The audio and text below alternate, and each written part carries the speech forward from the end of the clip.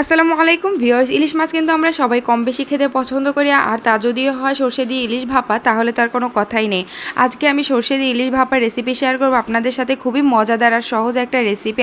আশা করছি ভালো লাগবে। সম্পূর্ণ ভিডিওটি দেখার অনুরোধ রইল। ইলিশ ভাপা রান্না করার জন্য প্রথমে আমি এখানে সরিষা নিয়ে নেব। এখানে প্যাকেটের সরিষার 1 প্যাকেট সরিষা আমি নিয়ে নিয়েছি। চাইলে কেউ সাদা সরিষা অথবা কালো সরিষা দুইটা কিন্তু একসাথে মিক্সড করেও নেওয়া যেতে পারে।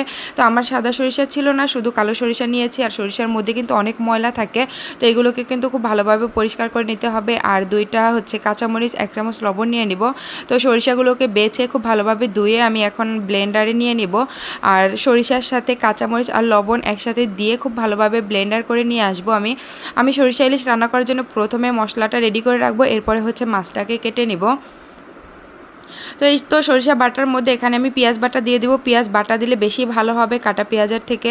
আর এরপরে আমি হলুদের গুঁড়ো দিয়ে দিব, মরিচের গুঁড়ো দিয়ে দিব, আর পরিমাণ মতো লবণ দিয়ে দিব। যেহেতু সরিষা ইলিশ তাই সরিষার তেল দিয়ে দিব এখানে। আর ভাজা জিরার গুঁড়ো দিয়ে আমি মশলাটাকে রেডি করে রেখে দিব। ইলিশ ভাপার মশলাটা যত আগে রেডি করে রাখা হবে, ইলিশ ভাপা খেতে কিন্তু ততই বেশি মজা হবে। ওভারনাইট রেখে দিলে তো আরও বেশি ভালো হবে। তো যাই হোক, এখানে আমি 1 ঘন্টার মতো মশলাটাকে রেডি করে রেখে দিব। এরপর আমি মাছটাকে কেটে নেব। অনেক বড় একটা ইলিশ মাছ নিয়ে আসছিল ওর বাবা 2 দিন আগে। তো আমি এভাবেই ফ্রিজে রেখে দিয়েছিলাম। তো আজকে কেটে নিব। ইলিশ মাছ বরফ করে বরফটাকে কম গলিয়ে যদি ইলিশ মাছটাকে কাটা হয়, তাহলে কিন্তু অনেক বেশি ভালো হয়, পিসগুলো অনেক বেশি সুন্দর হয়। তো এর জন্য ওর বাবা যখন ইলিশ মাছ নিয়ে আসে, আমি সবসময় এরকমভাবে ফ্রিজে রেখে দেই। যখন যেটা দরকার হয় নামিয়ে কেটে নেই, একবারে কেটে পিস পিস করে তারপর ফ্রিজে রেখে দেই না। এতে করে ইলিশ মাছের স্বাদ নষ্ট হয়ে যায়। আর বরফ অবস্থায় ইলিশ মাছটা অনেক বেশি সুন্দর করে কাটা যায়।